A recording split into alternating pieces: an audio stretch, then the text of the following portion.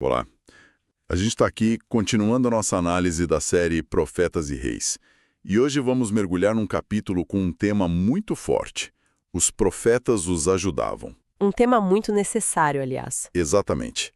E a história começa num cenário que é assim, uma mistura de esperança com uma dificuldade imensa. Pensa só. Um grupo de israelitas, o tal do remanescente, finalmente volta para casa depois daquele cativeiro todo na Babilônia. E a missão deles é gigantesca. Reconstruir o templo. Do zero, praticamente. Do zero. E eles têm a vontade, mas poucos recursos, pouca gente. E é aí que a coisa já começa a complicar. De cara, eles recebem uma oferta de ajuda. Dos samaritanos, seus vizinhos. Isso. E a primeira pergunta que vem na cabeça é: por que alguém recusaria ajuda numa posição tão vulnerável? Parece não fazer sentido, né? Pois é. E para a gente entender essa recusa, que à primeira vista soa, sei lá, arrogante, sim? A gente precisa entender quem eram os samaritanos.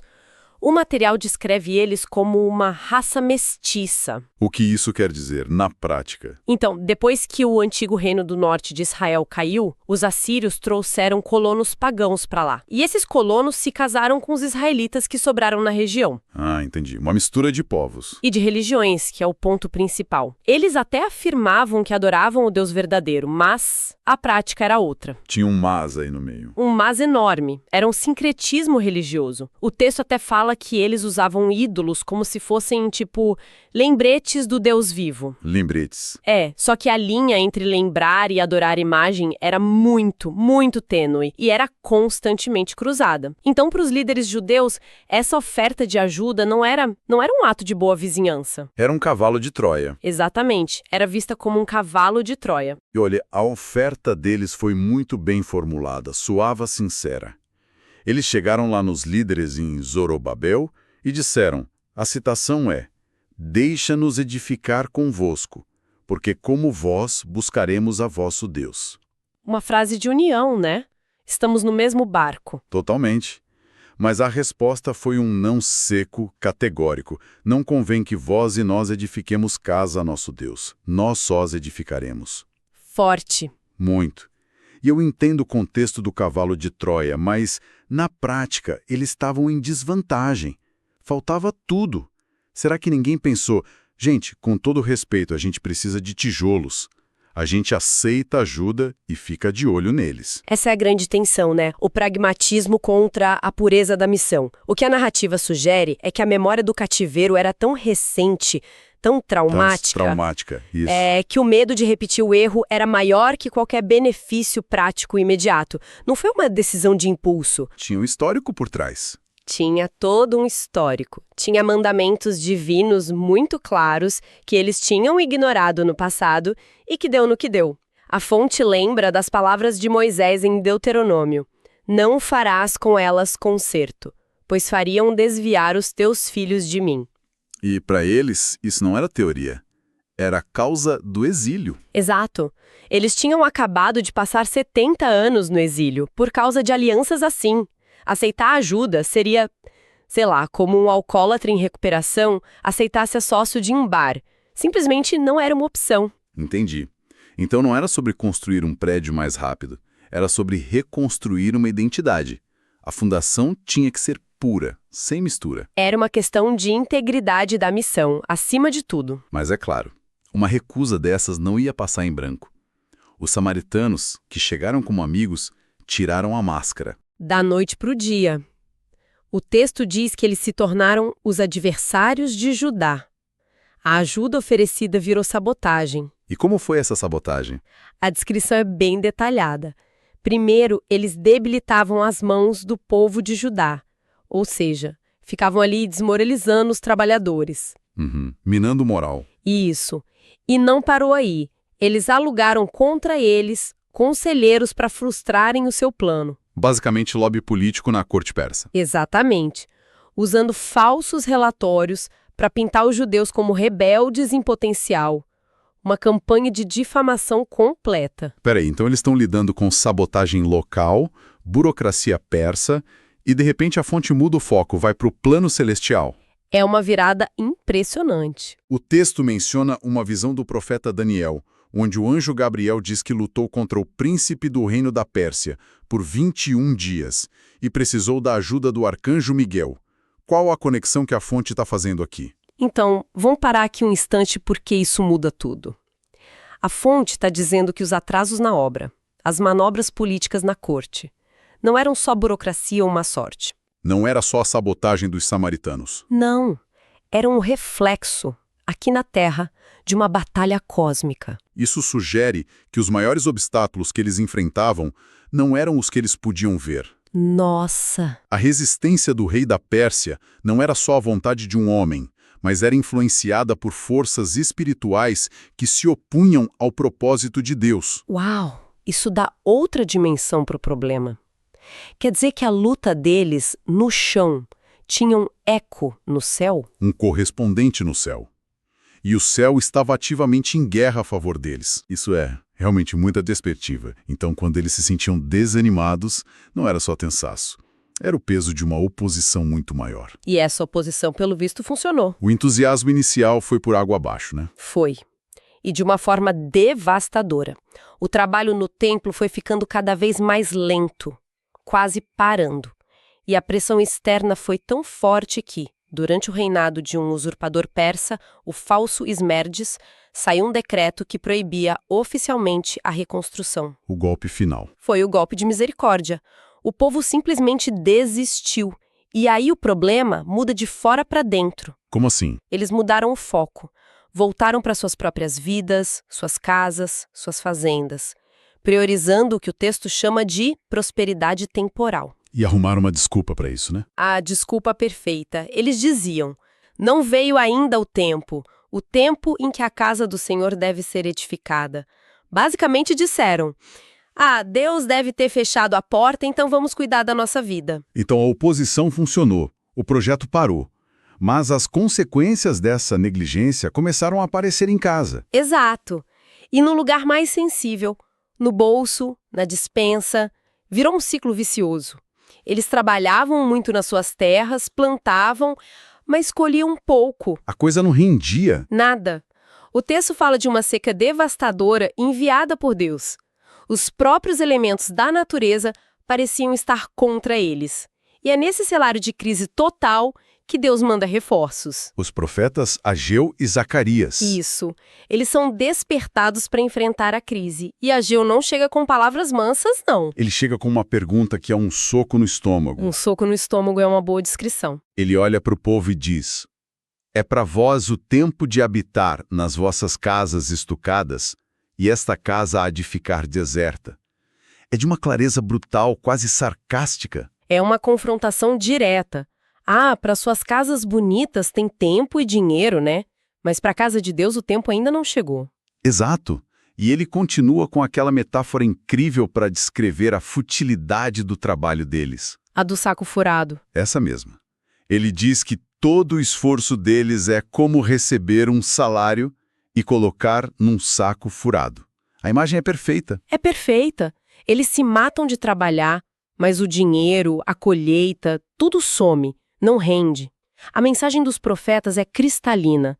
Vocês estão se perguntando por que nada dá certo? Olhem para suas prioridades. A crise econômica de vocês é um sintoma da crise espiritual. Perfeito. Vocês colocaram seus interesses em primeiro lugar. E a solução que Ageu propõe é igualmente direta. Aplicai os vossos corações aos vossos caminhos. Subi ao monte e trazei madeira e edificai a casa. Chega de desculpa. Ajam. E o mais incrível é que a bronca funcionou. Não gerou ressentimento, gerou ação. Sim. O governador Zorobébel, o sumo sacerdote Josué e todo o resto do povo ouviram a mensagem. A narrativa diz que eles entenderam que Deus estava tratando a sério com eles. A ficha caiu. E essa mudança de atitude provocou uma virada de 180 graus na mensagem que eles receberam de Deus, né? Uma virada quase instantânea. No momento em que o povo se arrepende e decide obedecer, a palavra de repreensão vira uma mensagem de puro encorajamento. Através de Ageu, Deus agora diz: eu sou convosco, diz o Senhor. Pensa no poder disso. Ontem a mensagem era: seu trabalho é inútil. Hoje é: eu estou com vocês. Que mudança! Essa promessa injetou um ânimo novo em todo mundo, e eles voltaram para o canteiro de obras. Menos de um mês depois, outra mensagem: esforçai-vos e trabalhai, porque eu sou convosco. Mas mesmo com esse novo ânimo, os problemas do mundo real não sumiram. A oposição ainda estava lá. Sim. Os oficiais persas da região apareceram e questionaram: com que autorização vocês estão construindo isso? Foi um teste de fogo. Será que eles iriam para tudo de novo, com medo? E dessa vez, a reação foi totalmente diferente. Com a confiança renovada, os líderes responderam com calma. Explicaram que tinha um decreto do rei Ciro, mas o ponto crucial é: eles não pararam o trabalho. Continuaram construindo. Continuaram, confiando que os olhos de Deus estavam sobre eles. E deixaram o caso subir até o novo rei, Dário. E aí o jogo vira de uma forma espetacular. O rei Dário manda procurar nos arquivos E eles encontram o decreto original de Ciro. Mas a história podia ter parado aí com um simples ok, podem continuar. Só que o que Dário faz vai muito, muito além disso. É inacreditável. O novo decreto dele, vamos listar o que ele determinava. Vamos lá. Primeiro, ele ordena os oficiais locais para não só pararem de atrapalhar, mas para ficarem longe. Deixai-os na obra desta casa de Deus. Ok, já é ótimo. Segundo, aqui fica surreal. Ele decreta que o custo da reconstrução seja pago pelo Tesouro Real, usando os impostos daquela região. O quê? Espera aí. Os mesmos vizinhos que sabotaram a obra agora teriam que, indiretamente, financiar a construção com seus impostos? Exatamente. Terceiro, ele ordena que todos os suprimentos para os sacrifícios diários, novilhos, carneiros, trigo, sal, vinho, tudo, fossem entregues a eles todos os dias, sem falta. É um financiamento completo e um serviço de delivery. E tem mais, quarto. Ele pede que eles orem pela vida do rei e de seus filhos. Ele, um rei pagão, buscando uma bênção do Deus de Israel. Nossa. E para fechar, uma cláusula de proteção com uma penalidade assustadora para quem desobedecer. E ele termina com uma bênção e uma maldição, invocando o Deus de Israel para proteger o templo. De sabotagem total a patrocínio estatal com proteção divina invocada. É uma virada de cenário inacreditável. Mostra como, uma vez que eles se alinharam com o propósito divino, a ajuda veio de uma fonte que ninguém poderia imaginar. A mesma estrutura imperial que os oprimiu. Agora os financiava e protegia. Mas a fonte faz questão de lembrar que, mesmo com esse apoio, a ajuda dos profetas continuou sendo essencial. O dinheiro resolvia um problema, mas o ânimo, a visão, a força espiritual... Isso precisava ser alimentado constantemente. É aí que as visões de Zacarias entram, no momento descrito como de grande incerteza e ansiedade. E uma dessas visões é muito simbólica. Zacarias vê um homem com um cordel de medir, para medir as dimensões de Jerusalém. É uma imagem de planejamento, de restauração. Sim, mas a medição não era para limitar, era para mostrar o potencial. E a promessa divina que vem com a visão é de uma segurança incrível. Qual era a promessa? Jerusalém será habitada como as aldeias sem muros. E eu, diz o Senhor, serei para ela um muro de fogo em redor, e eu mesmo serei no meio dela sua glória. Um muro de fogo. Pensa no significado disso. Deus estava dizendo, vocês não vão precisar de muros de pedra, que podem cair. A proteção de vocês serei eu, uma muralha de fogo. Isso redefine completamente o conceito de segurança. O que nos leva a olhar para a jornada inteira, né? Começa com uma decisão difícil de manter a integridade, passa por oposição, desânimo, negligência. E culmina numa intervenção espetacular, tanto dos profetas quanto de um rei estrangeiro. A vitória final foi conquistada pela fé e obediência. E no meio disso tudo, tem uma mensagem final muito pessoal e poderosa para o líder, Zorobabel. O que Deus diz a ele? Diz, te farei como um anel de selar porque te escolhi. E a gente precisa entender o que isso significa. Um anel de selar? No mundo sem senhas, sem biometria, o anel de selar de um rei era sua autoridade. Era o que validava um decreto. o que imprimia a identidade do governante na cera quente. Entendi. Depois de toda a humilhação e dúvida, Deus está dizendo a Zorobabel: você carrega a minha autoridade. Você é meu representante oficial. Sua liderança está validada por mim. É a restauração completa da honra dele. Bom. Os construtores, no fim, não estavam sozinhos. Como o título do capítulo diz, os profetas os ajudavam e, acima de tudo, o Senhor dos Exércitos estava com eles. Resumindo os pontos dessa análise, então, a gente vê a importância de não comprometer a integridade de um projeto, mesmo sob pressão. Sim. A conexão direta entre prioridades espirituais e o bem-estar material, e como a solução pode surgir dos lugares mais improváveis quando há um realinhamento de propósito. Foi uma exploração em tanto. E fica a reflexão, sobre como muitas vezes os maiores obstáculos em um grande projeto não são as forças externas, mas o desânimo interno. E o inverso também. Como a clareza de propósito, mesmo diante da oposição, pode realinhar não só o espírito, mas as próprias circunstâncias materiais ao redor, de uma forma que desafia toda a lógica.